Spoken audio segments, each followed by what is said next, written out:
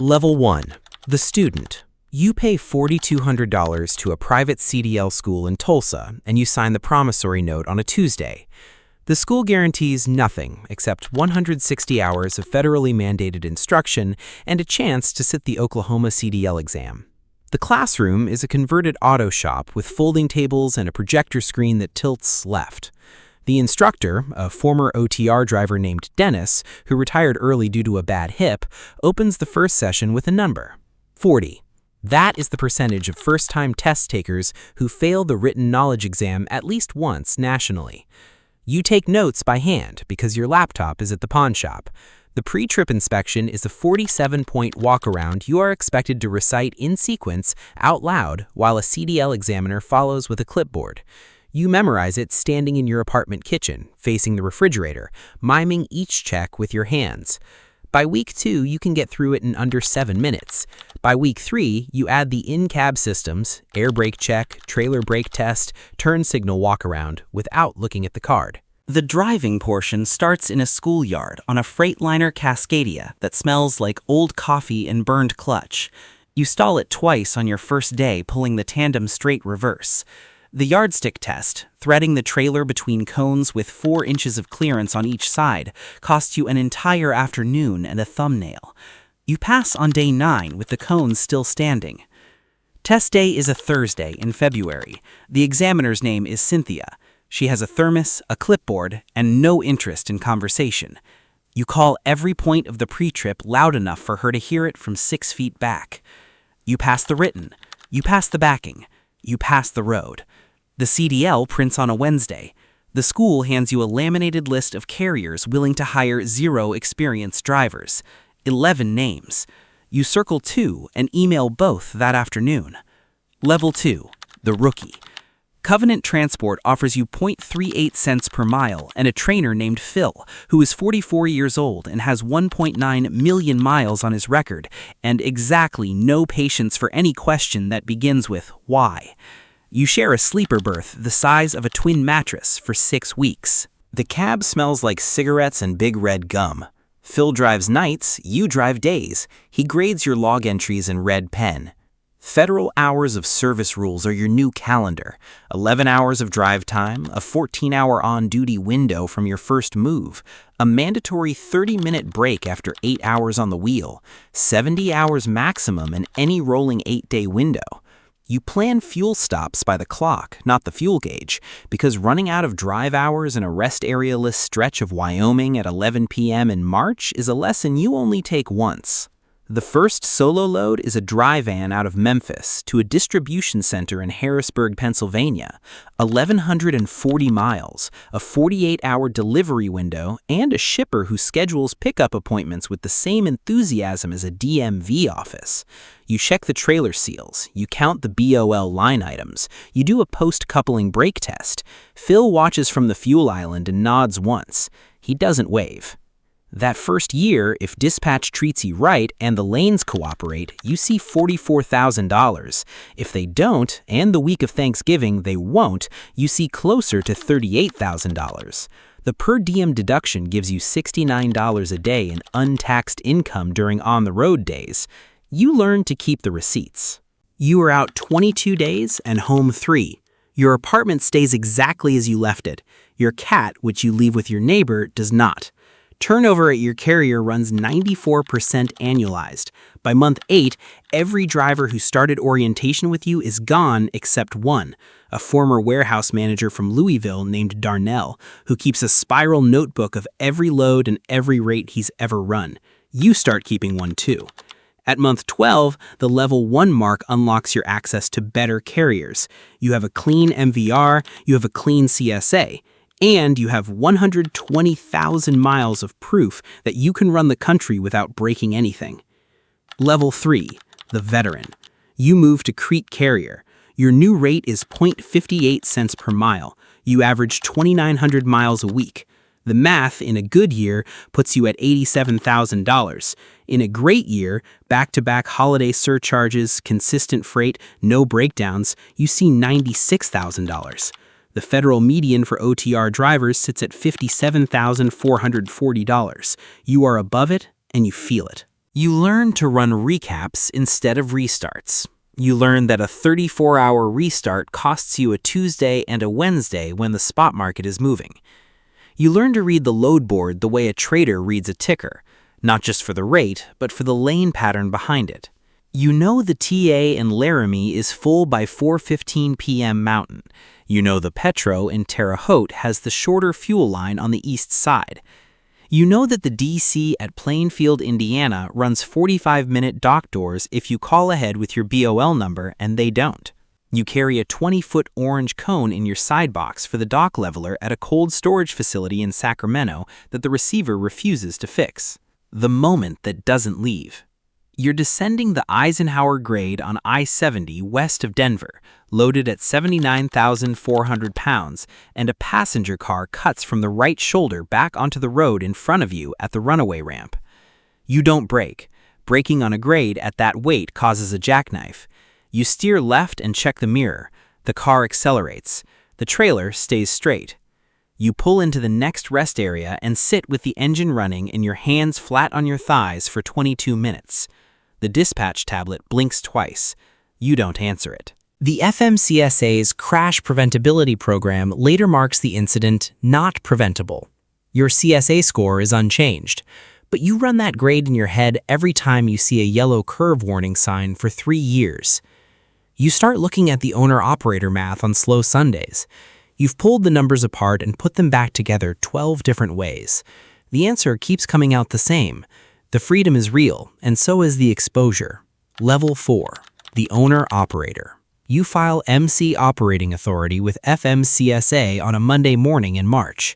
The application fee is $300. You pay it from your savings account, which has $14,200 in it. The receipt is non-refundable, whether you ever turn a wheel or not. The UCR registration for one truck costs $176. The Form 2290 heavy vehicle use tax for a truck over 55,000 pounds is $550, due by August 31st of each tax year. You set a calendar reminder. You are now a business. You don't buy new. New is $178,000 for a spec'd Peterbilt 579 with the PACCAR MX-13 in an 80-inch high-rise berth. You buy a 2018 Kenworth T680 with 430,000 miles on the frame, a rebuilt DEF system, and a fresh set of steer tires. The asking price is $68,500. You put 15% down, finance the balance at 7.9% for 60 months. The payment is $1,263 a month. Insurance is the first wall, and new operating authority with no carrier history is flagged by every underwriter in the country as high risk, regardless of your personal driving record. The cheapest quote you get is $18,400 for the year. You pay it in 2 installments and swallow hard both times. ATBS, the bookkeeping firm used by 100,000 owner-operators, puts the average net income for a solo owner-operator at $64,524, with the top quartile netting above $90,000 and the top decile clearing $200,000. The average operating ratio burns 63 cents of every revenue dollar on fuel, maintenance, insurance, the truck note, and deadhead miles. If fuel spikes, and it will spike, that ratio moves fast. In your first year, you pull 81,000 miles. You targeted 94,000. Deadhead runs 18%. You targeted 12. The spot rate on a dry van out of Chicago holds at $2.38 per mile in September and falls to $1.89 in November. You don't panic, but you do drop the payment on your apartment and move into a month-to-month. The FMCSA new entrant safety audit arrives 14 months after your authority date. The auditor, a contractor named Gerald, reviews your driver qualification file, your drug and alcohol program, your hours of service logs, and 6 months of maintenance records. You have all of it organized in a binder by tab. Gerald looks up once, writes 2 notes, and leaves in 47 minutes. 2 weeks later, you receive a satisfactory rating in the mail. You tape it to the visor. In 2023, 88,000 operating authorities were revoked by FMCSA audit, by carrier fraud settlements, by the market. In September of 2025, 4,473 new authorities were granted, and 5,606 were revoked, a net loss of 1,133 carriers in 30 days. The market doesn't care that you have a clean CSA. It only cares whether the rate covers the cost. You buy a second truck in year 3. You lease a driver, you pay him 52 cents a mile, and fire him 11 months later when he falsifies a log entry on a Kansas load and the ELD catches it in real time. The third driver lasts 2 years. You keep him. By year 5, you have 5 trucks and a spreadsheet that Carl, your former dispatcher, now your operations coordinator, updates every Sunday night. Carl works remotely from Amarillo. He makes $58,000 a year. He is worth $58,000 a year. Level 5, the small fleet. 12 trucks, 4 lanes, Midwest dry van, temperature-controlled produce out of California's Central Valley, a dedicated account with a regional grocery chain that pays 0.72 cents per mile on 1,800 guaranteed miles a week, and spot freight when the dedicated dries up on Fridays.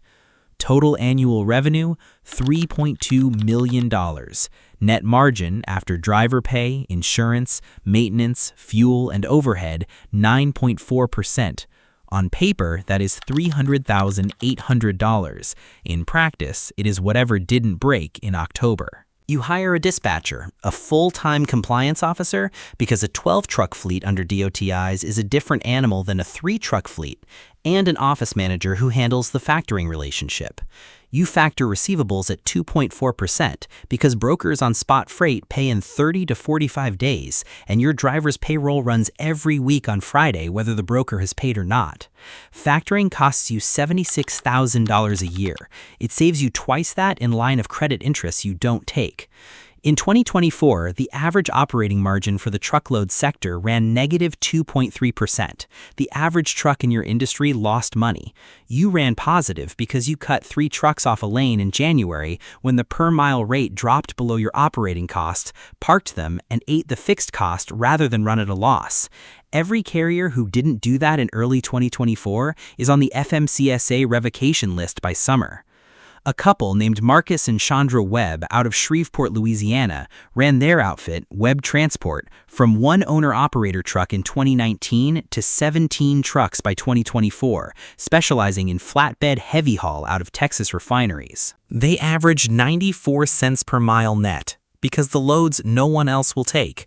Overdimensional, permit required, escort required, pay rates nobody else can command. You take Marcus's call when he answers it because the man has figured out something about freight that most fleets never learn. The freight that looks the hardest to move is the freight that pays the most to move it. You make payroll on Fridays. You have made it on time every single Friday for 6 years.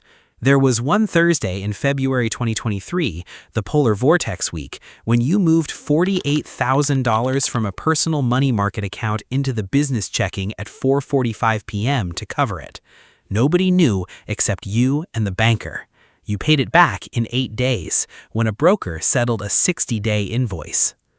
Level 6, the founders. On a Tuesday morning in April 1991, a man named Dale Harbison parks a rented panel van outside a strip mall office in Joplin, Missouri, puts a handwritten sign in the window that says Harbison Freight Systems, and calls a produce shipper in Springfield about a load to St. Louis. The shipper has used 3 carriers that week who either missed the appointment or shorted the count. He gives the load to Harbison. Harbison drives it himself. He delivers it early and calls the receiver before backing into the dock so they can clear a door. The shipper calls back Friday with 2 more loads. By the end of year 1, Harbison has 3 trucks, all leased, and a load board account. By year 3, he has 14 trucks and a fuel card program. By year 7, he has a dedicated contract with a regional grocery distributor that provides 340 truckloads a year at a fixed rate with a fuel adjustment clause. The fuel adjustment clause saves the company in 2005 when diesel hits $2.40. It saves it again in 2008 when diesel hits $4.10. In 2012, Harbison takes his first private equity call. He listens for 40 minutes, thanks the caller, and hangs up. He is not ready. He reinvests the capital into a terminal in Kansas City with shop bays, a driver lounge with Wi-Fi and showers, and a fuel island. Driver turnover at Harbison Freight drops from 87% to 61% in 18 months. Industry average that year is 94%. By 2019, Harbison Freight Systems runs 310 power units, $148 million in annual revenue, and an operating ratio of 88.4, meaning the company keeps $11.60 of every $100 in revenue after expenses. The industry benchmark for a well-run truckload carrier is 92 or below. Harbison's is better. He takes the second private equity call in October 2019. This time, he listens for 2 hours, asks for the term sheet, and brings in a transportation sector M&A attorney. Due diligence runs 5 months. The buyer's team reviews every DOT safety score, every maintenance file, every driver qualification file, every lease and contract. They find 2 aged receivables from 2017 they don't like. Harbison's attorney cleans them. The deal closes in March 2020, 3 weeks before the pandemic shuts the economy, for $214 million in enterprise value. Harbison stays on for 24 months as transition CEO. On his last day, he drives a Harbison truck, Unit 307, a 2019 Kenworth T680, from the Joplin terminal to the Kansas City terminal himself. He stopped for fuel in Nevada, Missouri, at a pilot where he has stopped 200 times over 29 years. He pays with a personal card because his fleet card was deactivated that morning. He drinks a 44-ounce Diet Coke. He does not tell the fuel desk clerk who he is. Here is what nobody tells you in the CDL classroom in Tulsa. The man who built a $214 million company drove the first load himself. He delivered it early. He called the receiver before he backed in. He did not chase the highest rate on the spot board on week 1. He chased the shipper who had been burned 3 times and needed someone who showed up. The freedom that every rookie driver at every truck stop talks about, the freedom of the owner-operator lane, the freedom of being your own boss, is real, and the data on it is also real. 85 to 90% of new owner-operator authorities fail inside 2 years. 88,000 revocations in a single calendar year. The freedom is freedom from one dispatcher into bondage to a truck note, a fuel surcharge, an insurance renewal, and a broker who pays in 45 days when your driver needs to be paid in 7. The auditor who reviews your safety file has never driven a truck. The rate analyst who sets your contract price has never driven a truck. The broker who shaves 18% off the shipper's rate has never driven a truck. The shipper who demands an appointment window of 6 a.m. to 6:02 a.m. and then makes you sit on the dock for 4 hours has never driven a truck. The only people in this industry who know what is actually happening out there are the ones who drove it. In January, in Wyoming, in a loaded 53-footer with a headwind at 65 miles per hour and a dispatcher in a call center who has never seen snow. Dale Harbison drove it. You drove it. And on the day the deal closed, the first thing he did was walk to Unit 307 in the yard, open the driver's door, and sit in the seat for 3 minutes with the engine off. Everyone else is just moving the paper.